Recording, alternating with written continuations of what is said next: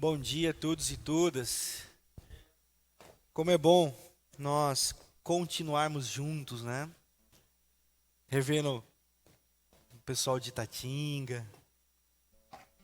Que alegria. Alguns irmãos que a gente não via há tanto tempo, como a Gisela mencionou no começo. Que alegria, irmãos. E nós não podemos perder essa alegria da comunhão, né? Eu tenho orado por isso, para que a nossa vida em comunidade seja esse lugar de alegria e de comunhão. Como a Bíblia pede para que a gente mantenha sempre.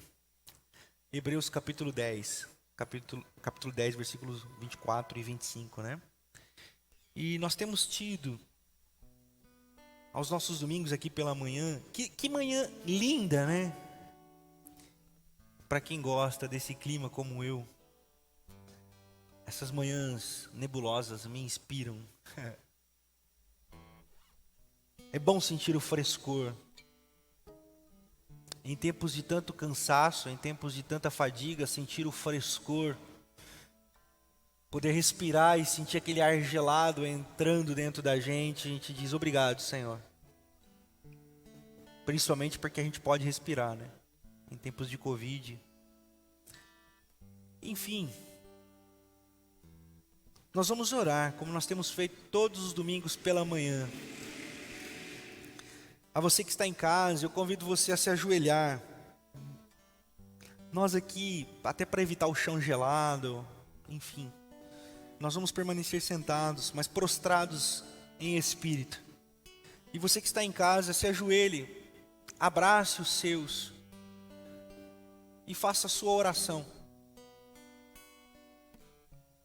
Nós precisamos desse tempo, nós carecemos de uma busca íntima, como comunidade, mas principalmente como indivíduos que somos.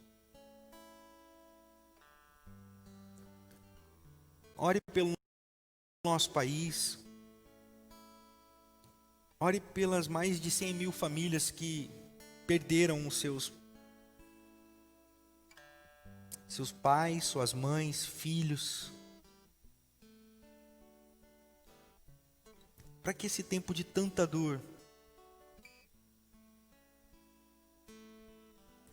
seja transformado em tempo de alegria. Para que os nossos corações sejam transformados com grande alegria. Enquanto nós oramos, você que veio preparado para fazer a sua partilha, a sua entrega, você pode fazer. Os envelopes estão aí nas cadeiras. Você pode fazer a sua partilha. Você que está em casa, você também pode fazer a sua partilha através do PicPay, do QR Code que aparece aí na sua tela, através do número da nossa conta, você pode fazer a transferência bancária. Repartir é um ato de amor, repartir é um ato de solidariedade, é uma ação de quem é a igreja de Jesus. É simples.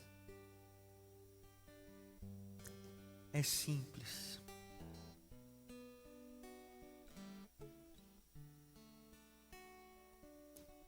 Oremos.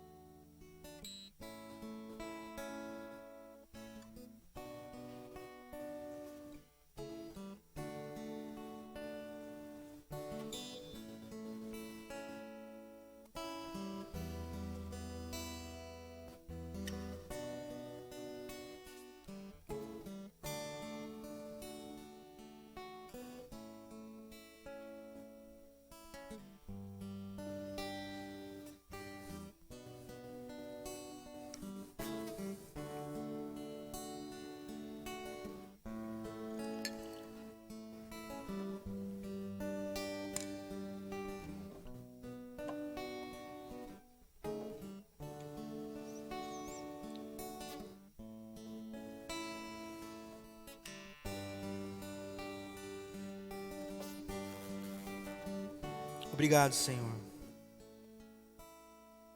Obrigado porque, como a chuva que rega o nosso chão essa manhã, como o frescor da brisa gelada enche os nossos pulmões,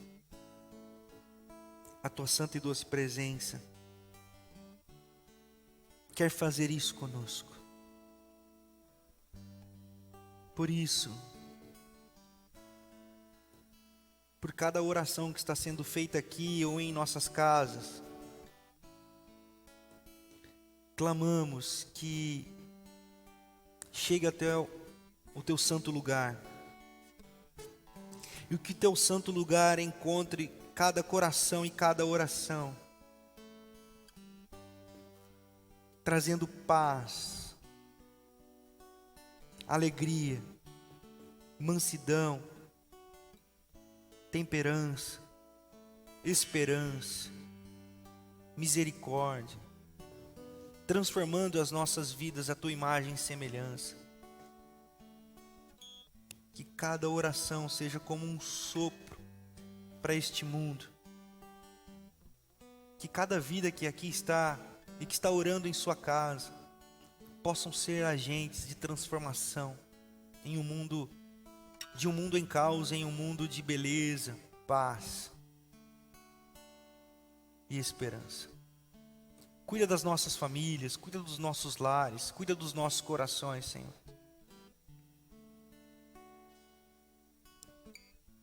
E faz o teu querer essa manhã aqui. Fale conosco. Fale aos nossos corações. É a nossa oração em nome de Jesus. Amém. Amém. E amém. Nós estamos na série Reset. Essa série que tem praticamente 2 meses que nós temos conversado sobre ela.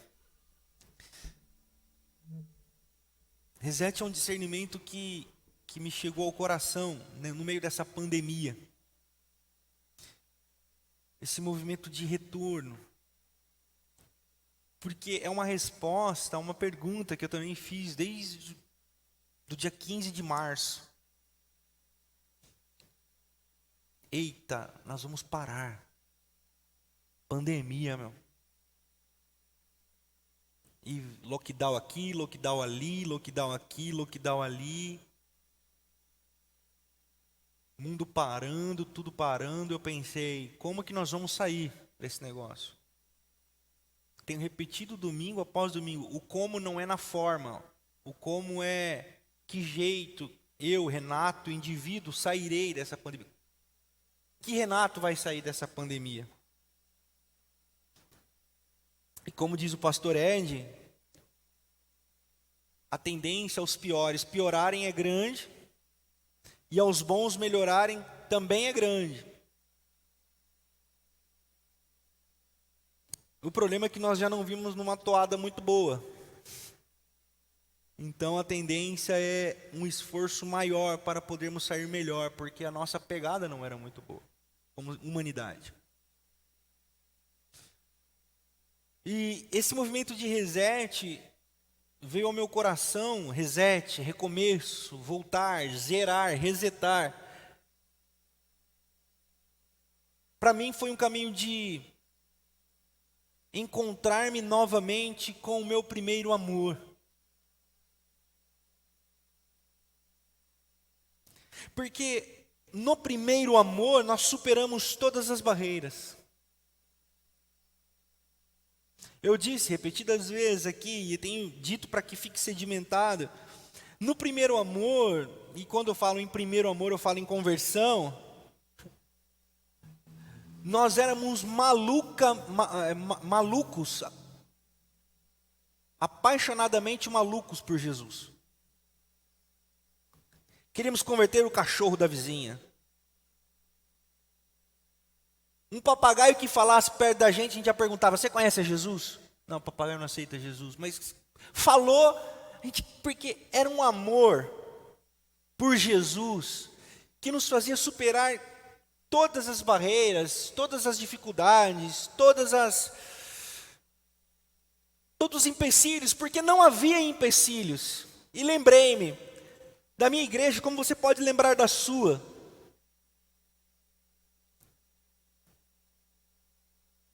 Dos cultos que participei, como você pode lembrar dos cultos que você participou.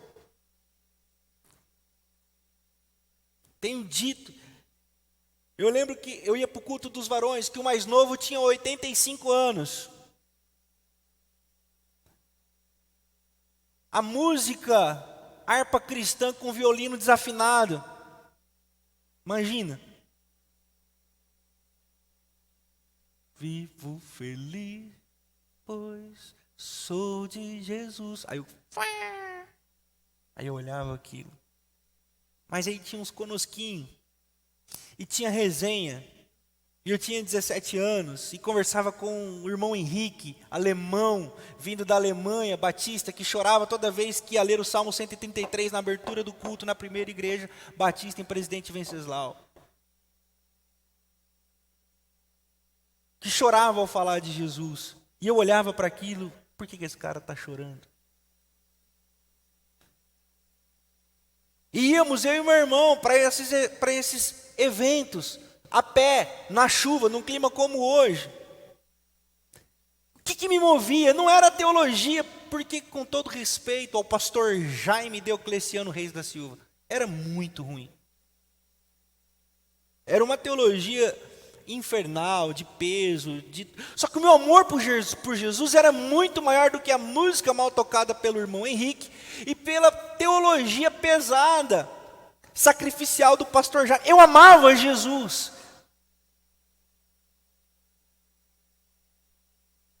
E você também amou Jesus um dia na sua vida. Ao ponto de você ouvir coisas que hoje você fala, como eu conseguia ouvir aquilo, como eu conseguia fazer aquilo. E você não se importava com a teologia, você não se importava com a música. Eu estou escrevendo um texto que o pastor Ed pediu para eu escrever, e uma coisa que eu quero compartilhar com vocês aqui. É assim, eu retomei uma playlist. Até a Gisela achou essa playlist no Spotify. Eu pedi para ela não compartilhar, para não espalhar. Mas só de música antiga. Jesus. A teologia daquilo. E os cantores com dólar na cueca, com aras do dinheiro de pobre. Meu Jesus amado. Mas, o Espírito que me inundou é do reset, de encontrar Jesus. Então, eu não quero aquelas pessoas, eu não quero o exemplo de vida daquelas pessoas. Eu quero sentir o cheiro do jardim novamente. Eu quero sentir o que eu sentia novamente. Eu quero ser aquele cara que eu fui lá no começo, que amava Jesus acima de qualquer coisa. Acima de qualquer circunstância. O amor por Jesus é o meu lugar. Então, reserte a esse movimento de voltar ao lugar, em meio à pandemia, em meio a pandemônio, como eu já disse, pandemônio significa caos, má organização. Então, diante de caos que a gente vem vivendo, se nós não encontrarmos o jardim, o lugar secreto, o jardim da inocência, nós vamos morrer. Não há outra maneira de nós superarmos, senão nos prostrarmos ante o nome de Jesus. E o nome de Jesus é encontrado pura e lindamente no jardim da inocência. Mas se nós não voltarmos, se nós não resetarmos, se nós não zerarmos, nós vamos continuar no mesmo lugar aonde nós estamos. Não é uma busca pelas mesmas experiências, não é uma busca pela mesma teologia, não é uma busca o mesmo peso da religião, é uma busca pelo mesmo cheiro de liberdade do jardim. Nós éramos livres e não sabíamos. Porque hoje nós estamos tão cheios de teologia certa, hoje nós estamos tão cheios de ideologia certa, hoje nós estamos tão cheios de louvores tão certos. Nós estamos tão certos que a maravilhosa graça deixa de ser suficiente. Porque é isso que eu quero falar hoje no Reset. a maravilhosa graça. O que é graça? Os mais antigos têm decor. Favor imerecido de Deus. Favor e, nós nos esquecemos dessa palavra, imerecido. Nós não merecemos. Mas se nós somos tão bons assim, bom no sentido caipira, né? Certo é bons, mas nós somos tão bons assim. Nós somos tão perfeitos assim. Que maravilhosa graça é essa? Qual o sentido dela para nós? O apóstolo Paulo, em Romanos, capítulo 12, vai dizer assim: não se conforme a um padrão deste mundo, mas renovai a vossa mente. A palavra ali é metanoia. Tradução, conversão. E eu acho que o apóstolo Paulo está falando de resetarmos. Mas não é esse o texto base da nossa conversa essa manhã. Eu convido vocês a abrirem na segunda carta aos Coríntios, no capítulo 12. Nós vamos meditar hoje nesse reset, nesse caminho de volta que nós temos trilhado há 2 meses, sobre a maravilhosa graça. Que graça maravilhosa. Mas que graça maravilhosa é essa? Ah, pastor, é um favor imerecido. É o amor de Deus, o amor incondicional de Deus por nós. Amém. Nós quem? Quem nós somos?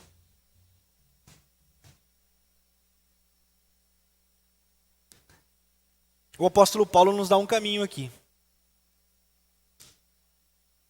Diz assim, Romanos 12 não, 2 Coríntios capítulo 12, a partir do verso 9.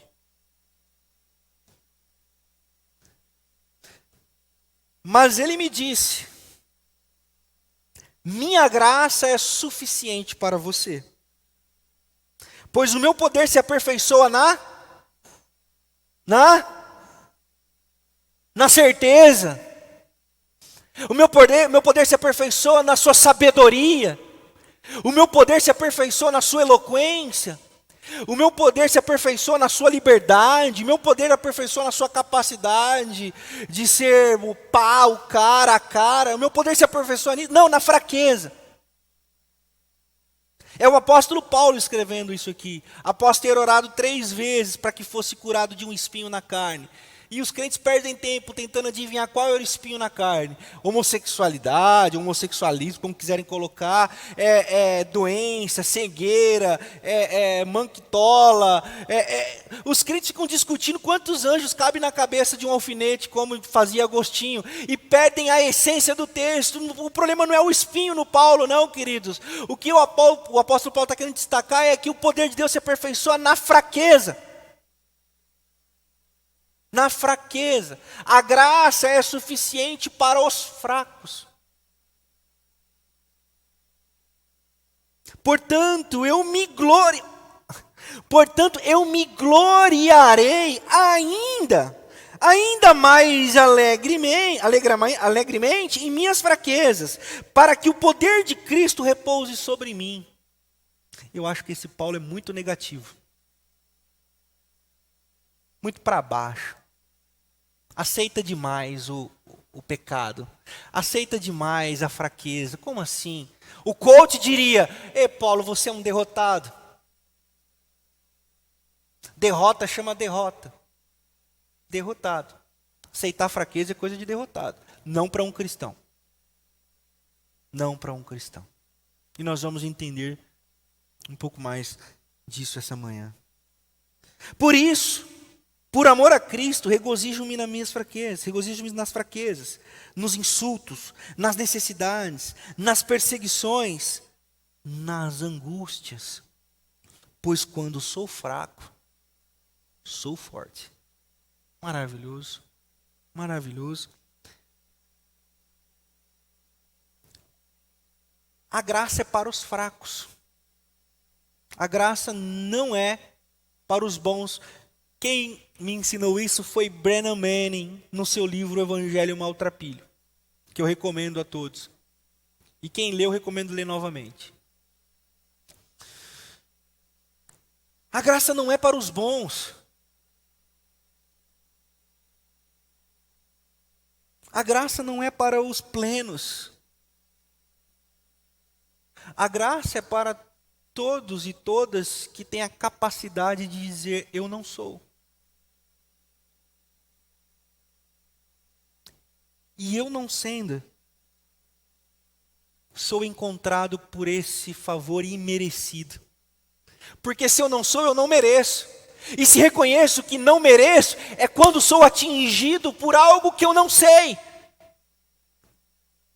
Se eu reconheço que eu não sou, se eu me jogo nesse absurdo de não ser, e aqui está o desespero de quem não é e não conhece a graça, é de ficar absorto nesse não ser. Mas nós que conhecemos a Cristo, sabemos que podemos não ser tranquilamente, porque seremos alcançados pelos braços da misericórdia. O que significa misericórdia? A capacidade de abraçar o miserável. Mas, enquanto nós formos, ou sermos nós mesmos, suficiente para nós, nós não seremos alcançados, e a maravilhosa graça não fará sentido nenhum. Pastor, o que o senhor está querendo dizer? Eu estou querendo dizer que ser fraco é uma característica do cristão.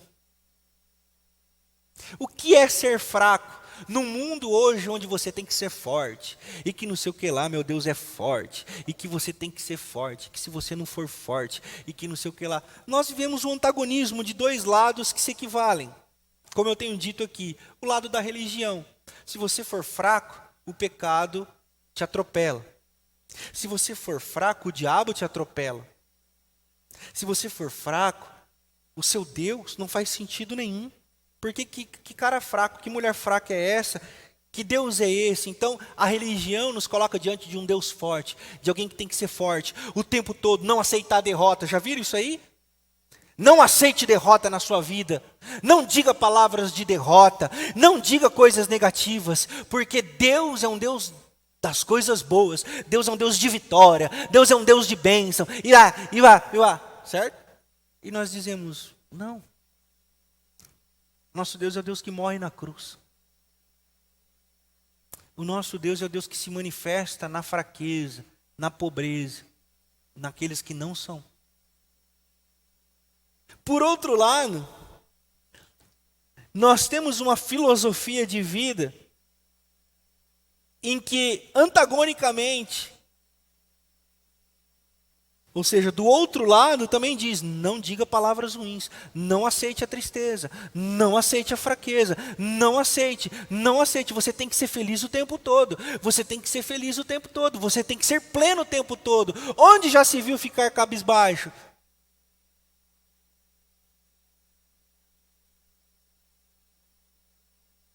Nós temos uma filosofia de mundo que nos coloca para dentro de nós mesmos, onde somos fortes, plenamente fortes, por causa da religião ou por causa de nós mesmos. E o Evangelho está nos convidando a olharmos para o alto e dizermos, nós não, Senhor, mas Tu és. O Evangelho é esse interstício, ou seja, esse meio, esse lugar onde nós reconhecemos que nós não somos e que nós não podemos e que se não for a graça nós estamos lascados. Nesse movimento de vida, nós passamos a ter a capacidade de nos examinarmos.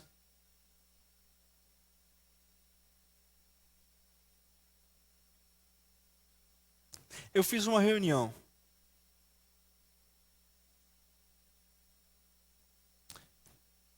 com algumas pessoas, conversando sobre o Evangelho.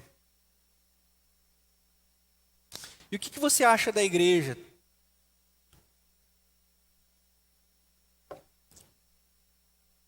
Uma pessoa apenas, de 20 ou 30. disse: o problema está em nós, pastor. O problema está em mim.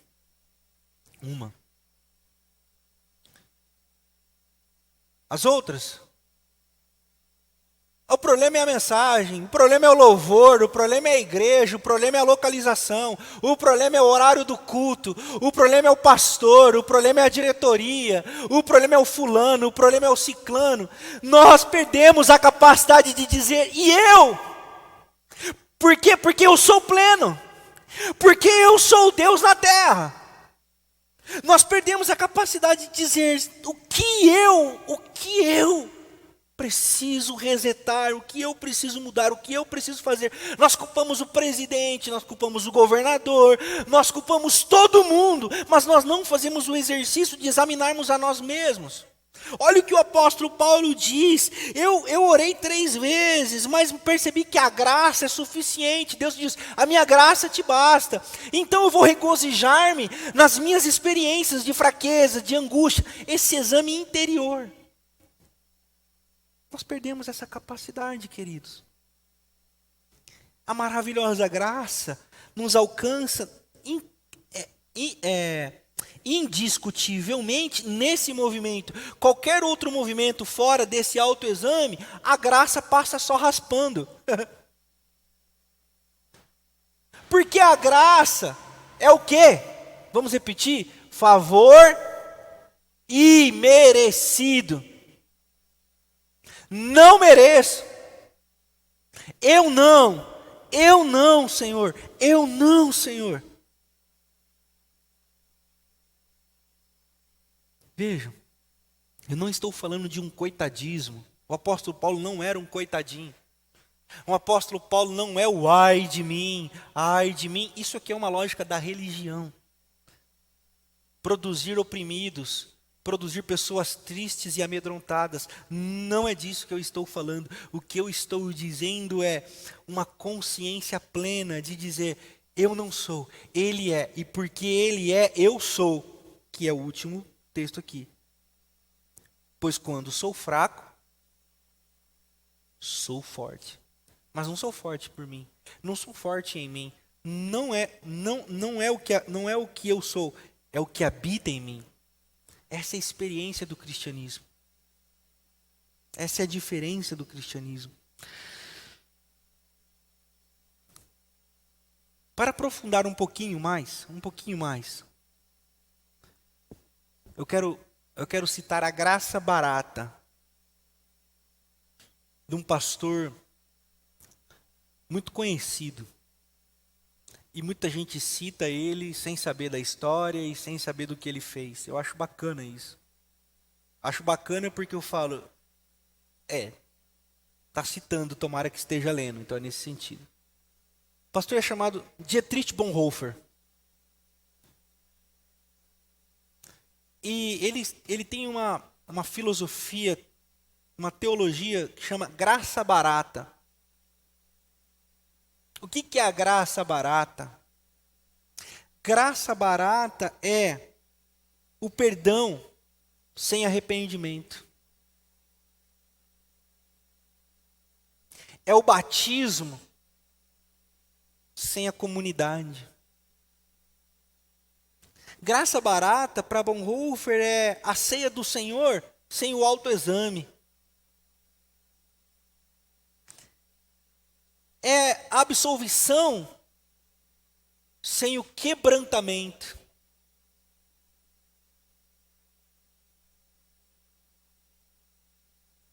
A maravilhosa graça nos atinge quando nós somos quebrados.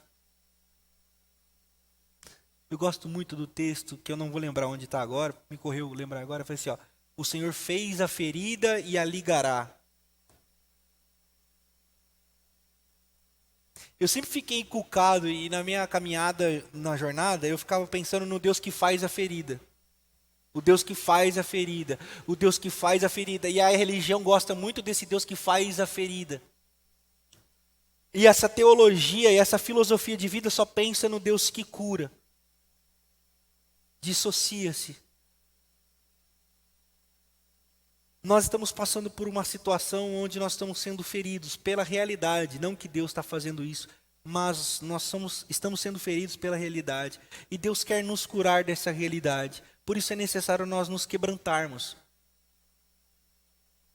A graça barata é esse perdão sem arrependimento, é esse batismo, essa imersão sem comunidade, a ceia do Senhor sem autoexame, absolvição de pecados sem a quebra do indivíduo. Nós precisamos nos prostrar em oração e dizer: Senhor, perdoa os meus pecados. E nós seremos perdoados porque Deus nos ama. Não precisamos ter mais medo. Não precisamos mais ficar fugindo. E nós não precisamos também nos refugiar dentro de uma pseudo-mensagem evangélica onde está tudo bem o tempo todo. Não, não está. E eu tenho dito isso para quem eu tenho aconselhado nessa pandemia. Está tudo bem não estar tudo bem. Entendeu? Está tudo bem não estar tudo bem. Porque a vida não é um mar de rosas. E agora? A vida não é perfeita. E agora? Nós precisamos do amor de Deus. Nós precisamos desse lugar, esse jardim da inocência onde nós podemos dizer: perdão, Senhor, verdadeiramente. Senhor, eu sou isso. Senhor, eu sou aquilo. E Ele diz: eu sei, meu filho. Mas nada muda. E está tudo bem não estar tudo bem. Eu te amo. A maravilhosa graça é esse movimento. E para finalizar essa reflexão de hoje, eu quero destacar o Salmo de número 51.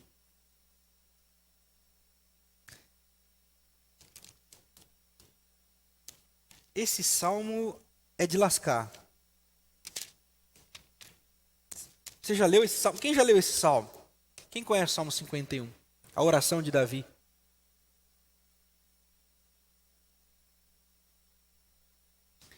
Olha só. Davi, homem segundo o coração de Deus. Abre aspas. Dá para contar uma piadinha aqui rápido, sem quebrar o clima? Um cara falou assim, que Davi era homem segundo o coração de Deus, porque Jesus era o primeiro. Não entenderam? Isso e o duro que é uma piadinha. Eu queria que fosse uma piada. É verdade, o cara disse isso e pregou sobre isso. E que a gente deveria ou poderia ser o terceiro. Nada novo debaixo do céu, né, pessoal? O homem continua fazendo as presepadas. Enfim, fecha aspas. Olha o Salmo 51. Tem misericórdia de mim, ó Deus, por teu amor. Por tua grande compaixão, apaga as minhas transgressões. Lava-me de toda a minha culpa e purifica-me do meu pecado. Pois eu mesmo reconheço as minhas transgressões e o meu pecado sempre me persegue. Só contra ti pequei e fiz o que tu reprovas, de modo que justa é a tua sentença e tens razão em condenar-me. Sei que sou pecador desde que nasci. Sim, desde que me concebeu minha mãe. Sei que desejas verdadeiramente no íntimo e no meu coração, me ensinas a sabedoria. Purifica-me com hisopo e ficarei puro. Lava-me e mais branco do que a neve serei. Bonita essa oração de Davi, né? Mas não foi sempre assim. Segundo o livro de Samuel, capítulo 11. Israel está em guerra. Davi está no templo.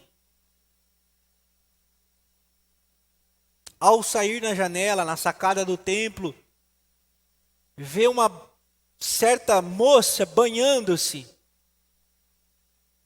E pergunta: quem é? É Batseba, mulher do teu soldado Urias.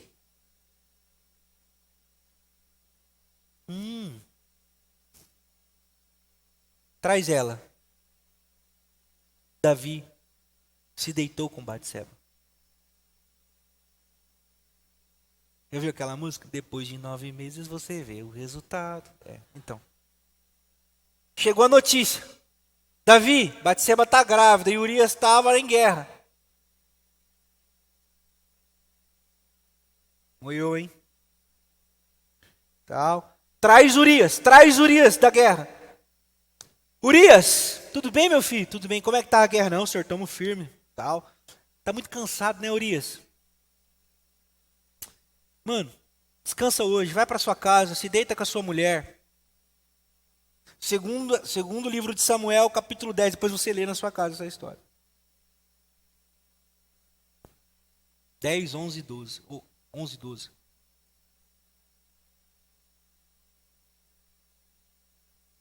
E Urias, beleza, senhor.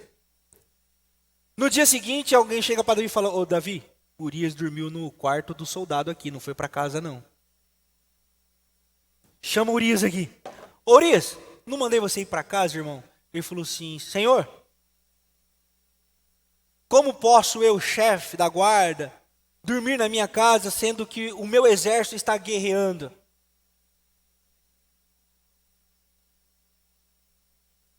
Naquela noite, Davi convida Urias para um banquete e embebeda Urias. Estão percebendo? Urias, vai para casa, descansa mais um dia aí, que não sei o que lá, não sei o que lá. Mesmo de fogo, Urias dormiu no quarto do soldado, porque um exército está em guerra e um soldado não abandona a sua missão. Davi, o mano dormiu de novo aí. Ah, é? Então Urias volta e volta para o exército, mas leva esse bilhete. Leva esse bilhete ao chefe da guarda. E Urias volta para a batalha e no bilhete estava escrito: coloque Urias no lugar mais sangrento da batalha, para que seja ferido e morto.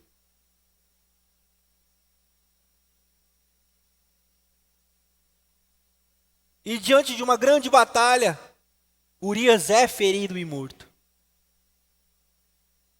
E o chefe da guarda devolve a mensagem ao rei Davi dizendo: Senhor, demos uma mancada aqui, nos aproximamos demais dos inimigos, houve uma grande batalha, perdemos muita gente. Mas já que o senhor não ficar tão bravo com a gente, só te falo uma coisa: Urias morreu. Ou seja, aconteceu o que você queria. Que história bonita, né, irmãos? Para um homem segundo o coração de Deus, né? Assassinato, adultério, corrupção. E tá tudo bem. Até que o profeta Natan chega na vida de Davi. E o profeta Natan chegando. Diante de Davi ele fala assim: e aí, Davi, tudo bem? Beleza? Vou te contar uma história, Davi. Era uma vez um homem pobre que tinha apenas uma cabra. Ao seu lado morava um homem muito rico, com cabras, e muitas cabras e muitos bois. Certa vez esse homem rico recebeu uma visita. E para não sacrificar nenhuma das suas cabras, dos seus bois, ele foi lá e pegou aquela única cabra daquela família pobre, que era a razão do sustento e a razão do trabalho daquela família. E sacrificou essa cabra para dar de visita para o seu visitante, para dar de comida ao seu visitante, a sua visita. E Davi exclamou: desgraçado! Esse cara tem que restituir 4 vezes mais essa família pobre? Onde já se viu fazer isso? Não pode! Não. Quem é que eu mato? E aí Natan disse: esse homem é você, Davi. Esse homem é você. E é depois desse encontro que Davi escreve o salmo que nós acabamos de ler. É depois dessa história que eu contei para vocês. A graça não é para os bons. A graça não é para os perfeitos. A graça é para aqueles corajosos e corajosas que têm a audácia de dizer: misericórdia de mim, Senhor. E a graça alcança. Nós precisamos disso. Nós precisamos de profetas que denunciem os pecados do povo. E nós precisamos de Davis que estejam sensíveis à mensagem de quebrantamento e arrependimento. E nós precisamos de um Espírito que nos conduza novamente a esse reset, a esse lugar de onde nós nunca deveríamos ter saído. Por isso, eu gostaria de convidá-los a cantar uma canção em oração, na realidade. Uma canção que deve ser a nossa oração nessa manhã, para nós sermos encontrados por essa misericórdia. Sem essa misericórdia e sem essa graça maravilhosa, nós não somos nada. Eu não sei como você que está em casa, você que está aqui essa manhã. Talvez você esteja absorto no meio dessa pandemia toda, você esteja aí sem saber, sem sentir, sem pensar, apenas indo. Mas a minha oração é que o Espírito nessa manhã comece a mover em nós, em nossa igreja, através da nossa comunidade, uma experiência individual que vai gerar essa experiência comunitária, de quebrantamento, para que a gente possa orar como Davi orou: perdoa-me, Senhor, pequei contra o Senhor. Para que a gente também possa dizer as palavras do apóstolo Paulo: a graça do Senhor é suficiente para mim porque ela é maravilhosa. Eu sou fraco, eu tenho as minhas angústias, eu tenho as minhas debilidades, mas a graça do Senhor é maior em minha vida. Eu quero dizer para você que a graça do Senhor é maior na sua vida. Maior do que o seu pecado, maior do que você. Cabe a você, e isso cabe somente a você, ir em direção a essa graça, e Ele não te rejeitará.